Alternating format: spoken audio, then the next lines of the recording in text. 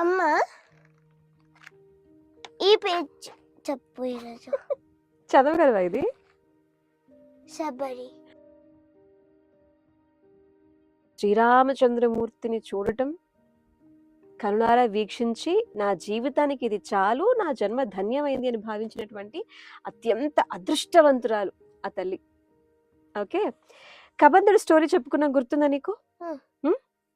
తల పొట్టలో ఉంటుంది, ఒకటే కళ్ళు. కబంధుడు చెప్పిన తర్వాత మతంగ మహర్షి ఆశ్రమానికి రామచంద్రమూర్తి లక్ష్మణమూర్తి వెళ్తారు.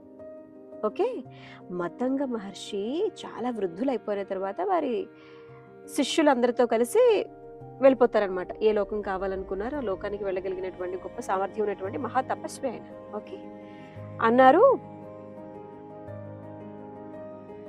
శబరి నువ్వు ఇక్కడే ఉండు. ఆవిడ శిష్యురాలన్నమాట మతంగ మహర్షికి. శబరి నువ్వు ఇక్కడే ఉండు, రామచంద్రమూర్తి లక్ష్మణ సమేతుడై ఇక్కడికి కొద్ది కాలంలో రాబోతున్నారు, వచ్చినప్పుడు వారిని నువ్వే సత్కరించాలి, అతిథి సత్కారం చేయాలి అని చెప్పేసి అనగానే అదృష్టంగా ఫీల్ అయిపోయి ఎదురు చూస్తూ ఉంటుంది. రోజు ఎదురు చూడమే, రామయ్య వస్తాడు, రామయ్య వస్తాడు, రామయ్య వస్తాడని.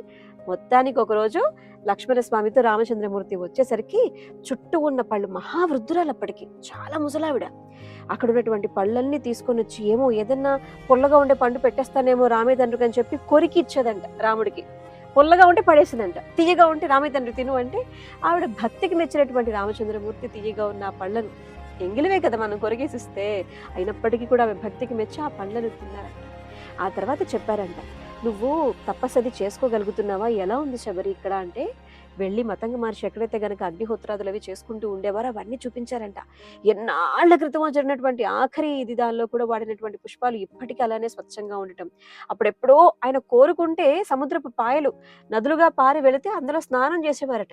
అంత గొప్ప తపస్వి అనమాట. సో ఆ వివరాలన్నీ చెప్పటం, ఆ తర్వాత రామచంద్రమూర్తి చేతుల మీదుగానే వారు చూస్తూ ఉండంగానే శబరి తన జీవితాన్ని తరింపజేసుకున్నారు అక్కడ. అక్కడి నుంచి బయలుదేరి వాళ్ళు ఋష్యమూక పర్వతం చేరుకుంటారు. మధ్యలో పంపా నది వస్తుందన్నమాట. అసలు నీకు ఋష్యమూక పర్వతం గురించి చెప్పాలి శోభినానా, అది అందరూ అంత ఈజీగా వెళ్ళగలిగే వాళ్ళు కాదనమాట, చాలా కష్టం ఎక్కడం.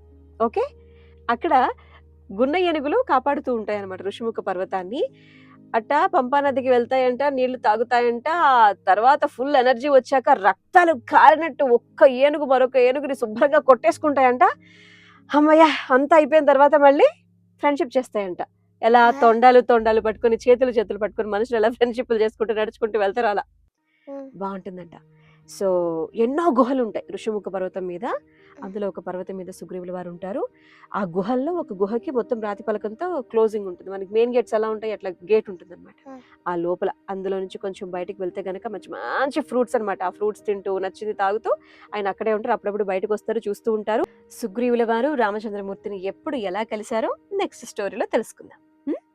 మరి ఏం చేయాలి? లోగా like, share, comment and subscribe చేయాలి. నువ్వు నేను ఒకటికి. బాయ్.